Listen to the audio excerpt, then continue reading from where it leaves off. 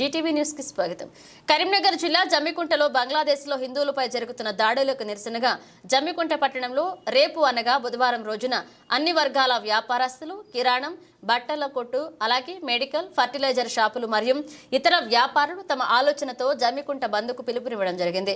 మరియు దేవాలయాల కమిటీ అధ్యక్షులు, అయ్యప్ప స్వాములు, హనుమాన్ స్వాములు మరియు హిందువులు, బంధువులు మరియు స్కూల్, కాలేజీ యాజమాన్యాలు అధిక సంఖ్యలో హాజరై ఈ బంద్ను విజయవంతం చేయగలరని కోరుతున్నారు.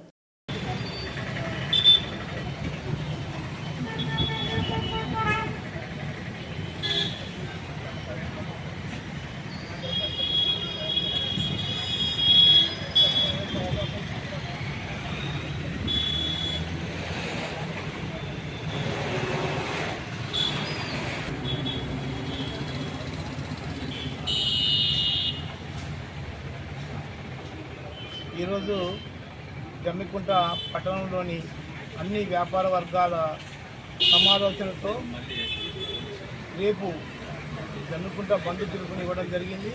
దానికి కారణం కూడా బంగ్లాదేశ్లో ఈ వారం రోజుల జరుగుతున్న పరిణామాలను దృష్టిలో పెట్టుకొని అక్కడి హిందూ మైనార్టీలుగా వాళ్ళందరి మీద అణచివేత ధోరణితో అక్కడి ప్రభుత్వం చేస్తున్న మరణకాండకు నిరసనగా జమ్మికుంట బంద్ పిలుపుగా నిర్ణయించడం జరిగింది.